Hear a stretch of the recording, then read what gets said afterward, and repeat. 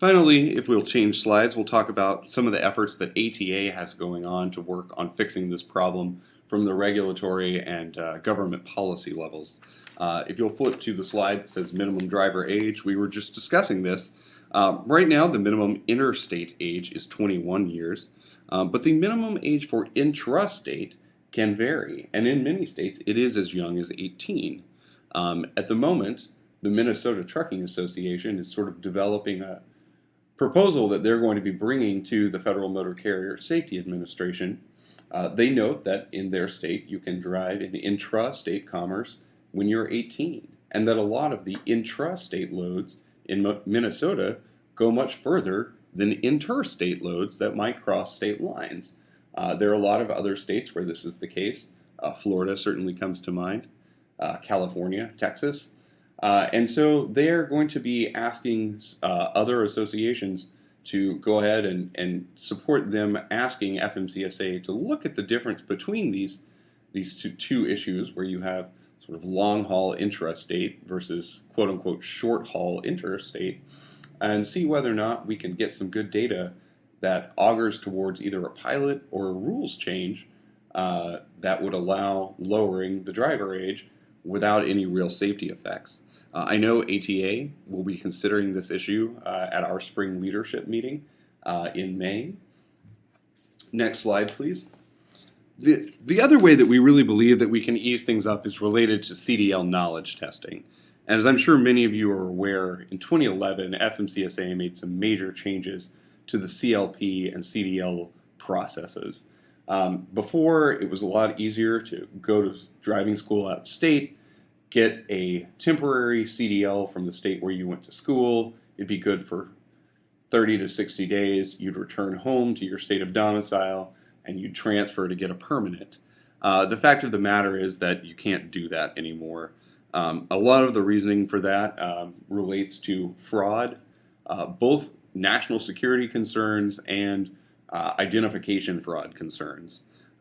As far as the national security ones, back in the early part of the 2000s, in East St. Louis, there was a band of folks from Somalia that were giving away licenses, and by that I do mean giving away. They were not requiring the folks to test at all, or in fact to even be legally licensed to work in the United States in any job.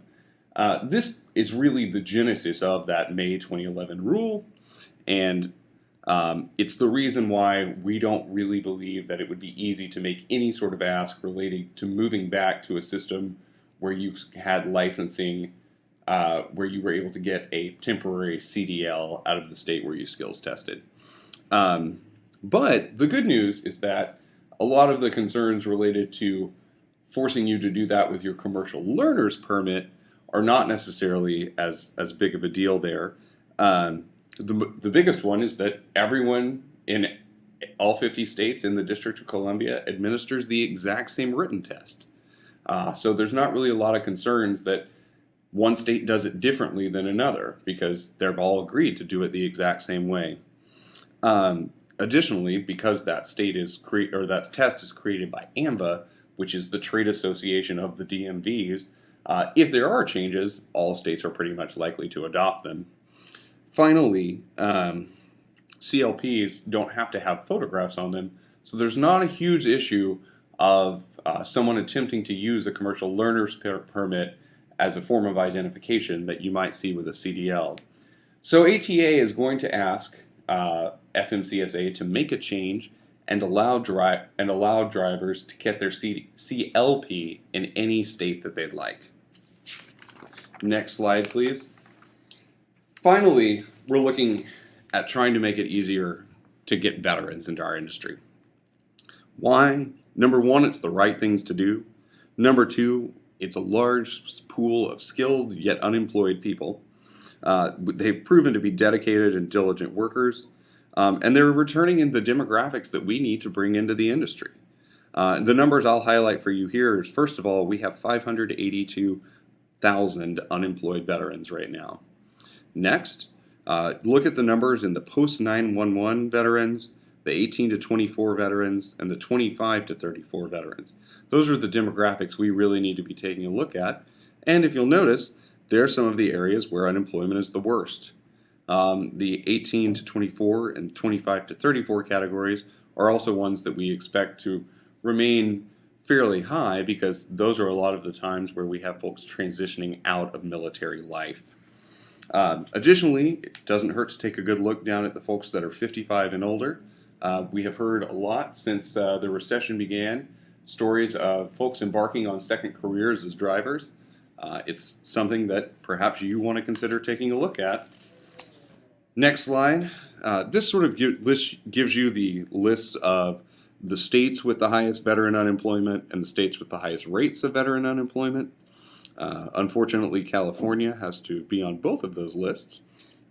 And we also need to talk that we've got two different kinds of veterans. We've got the kinds that have experience driving large trucks and the ones don't. Those that have experience, we just need to get a process to get them their license faster. The ones that don't, we need to get a good process to get them to learn to drive a truck. Next slide. So fortunately, ATA's advocacy on the Hill has paid off on this front. We now have a law that allows FMCSA to exempt drivers with veterans with driving experience from the military from the skills test. That is tied into the type of vehicle that they drove while they were in the military. You can see I've got a portion of the military skills test waiver form up here. You've got to do it within 1 year now of when you left the military. And you can only drive the same class and braking systems that you used while you were in the military. The knowledge system is not really going to go anywhere. Ultimately, there are some things that, like the hours of service, that really are just regulatory, and we have to expect that the military drivers will just learn them. Next slide. As for untrained military drivers, we've seen a lot of action here actually at the state level. And I would like to highlight Virginia's Troops to Trucks program, which is a partnership between the Virginia Trucking Association, the Virginia Department of Motor Vehicles, 2 community colleges in state, and 2 military bases in state. And what happens is the military base brings in several of the instructors from the community college to teach classes. They go ahead and do that. They then are loaned some vehicles from various members of the Virginia Trucking Association that the drivers can practice and test in.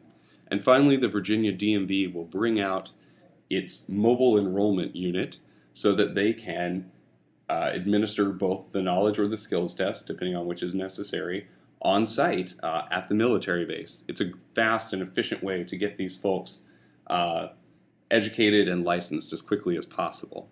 It's something that the military has professed great support for. Obviously, we in the industry think it's an absolutely wonderful idea.